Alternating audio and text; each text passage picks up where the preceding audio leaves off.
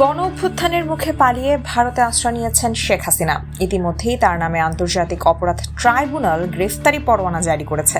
সেই সঙ্গে তাকে দেশে ফেরাতে ইন্টারপোলের সহায়তা নেওয়ারও উদ্যোগ চলছে। তবে এই উদ্যোগের মাধ্যমে বাংলাদেশে বর্তমানে ডক্টর মোহাম্মদ ইউনূসের নেতৃত্বাধীন অন্তর্বর্তী সরকার কার্যত নিজ দেশে ভারত বিরোধী রাজনৈতিক ভাষ্য তৈরি করতে চাইছে বলে মনে করছে দিল্লি।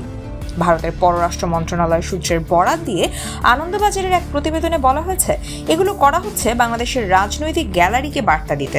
রেকর্ড কর্নার নোটিশ দিলেই যে ভারত থরহরি কম্প হয়ে কোনো সিদ্ধান্ত নেবে এমন বিন্দুমাত্র সম্ভাবনা আদৌ নেই। বরং এই সময় দাঁড়িয়ে এই কথাই ঢাকাকে মনে করিয়ে দিতে চাইছেন কূটনীতিকেরা। দেশের অর্থনীতিকে কোণঠাসা অবস্থা থেকে ফিরিয়ে আনতে এবং ভবিষ্যতের ধাক্কা সামলাতে ভারতের সঙ্গে বাস্তবোচিত সম্পর্ক তৈরি করা উচিত। নয়াদিল্লির ওপর রাজনৈতিক চাপ বাড়ানোর নীতি নিলে বাংলাদেশের অর্থনৈতিক পরিস্থিতির সুরাহা হবে না। এই সূত্র থেকে আরও জানা গেছে, আপাতত বিদ্যুৎ বকেয়ার বিষয়টি নিয়ে প্রবল চাপে রয়েছে বাংলাদেশের অন্তর্বর্তী সরকার। বকেয়া $84.6 কোটি পরিশোধ না করায় চলতি মাসের প্রথম থেকেই বাংলাদেশে বিদ্যুৎ সরবরাহ 60% কমিয়ে দিয়েছিল আদানি গ্রুপ। একই সঙ্গে 7 নভেম্বরের মধ্যে বকেয়া না মেটালে সরবরাহ বন্ধ করার হুমকিও দেওয়া হয়েছিল। এই অবস্থায় দেশকে আঁধারে ডুবে যাওয়া থেকে বাঁচাতে বাংলাদেশ বিদ্যুৎ উন্নয়ন বোর্ড $17.3 কোটি একটি নতুন লেটার অফ ক্রেডিট জারি করেছে। অর্থাৎ বকেয়ার কিছু অংশ মেটাতে পেরেছে, এখনো অনেকটাই বাকি। কিন্তু শুধু বিদ্যুৎ ক্ষেত্রেই নয়, অন্য অনেক অর্থনৈতিকভাবে গুরুত্বপূর্ণ বড় পুঁজির প্রকল্পে ভারতের ওপর নির্ভরশীল কিন্তু ঢাকা, যা গত কয়েক দশকে সে দেশকে উন্নয়নের পথে এগিয়ে নিয়ে গেছে। গত কয়েক বছরে ভারত প্রায় $800 কোটি নামমাত্র সুদে ঋণ দিয়েছে বাংলাদেশকে। এছাড়া অনুদান দিয়েছে বিভিন্ন প্রকল্পে, যার মধ্যে রয়েছে সড়ক, রেল, সেচ, নৌবন্দরের মতো ক্ষেত্র। ওষুধ এবং খাদ্যপণ্যের ক্ষেত্রেও ভারত নির্ভরতা যথেষ্ট।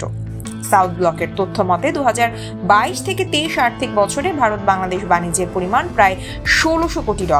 দ্বিপাক্ষিক সম্পর্কে গুরুত্বপূর্ণ স্তম্ভ হয়ে দাঁড়িয়েছে শক্তি ক্ষেত্রের সহযোগিতা।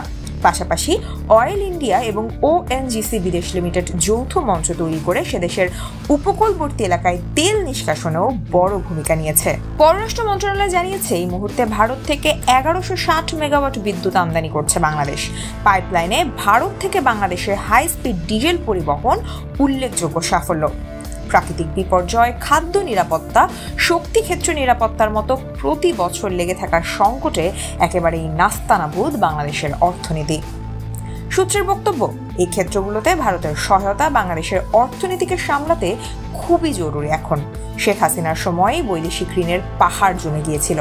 সর্বশেষ পাওয়া সরকারি তথ্য অনুযায়ী জাপানের কাছ থেকে $921 কোটি, রাশিয়ার থেকে $509 কোটি, চীনের থেকে $476 কোটি এবং ভারত থেকে $102 কোটি ঋণ জমেছে বাংলাদেশের।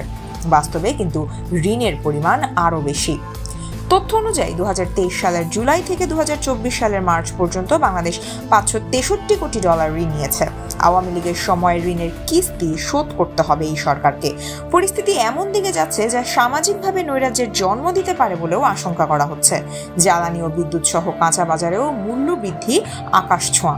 বাংলাদেশ আর্থিকভাবে দেউলিয়া হয়ে পড়লে তা ভারত তো বটেই, গোটা দক্ষিণ এশিয়ার পক্ষে এক বড় চ্যালেঞ্জ হয়ে দাঁড়াবে। দিল্লির মতে এই কোণঠাসা পরিস্থিতিকে ভারতকে চাপ দেওয়ার চেষ্টা না করে বরং ভারতের সহায়তা নিয়েই অর্থনীতিকে কিছুটা চাঙ্গা করার লক্ষ্য হওয়া উচিত ইউনূস সরকারের।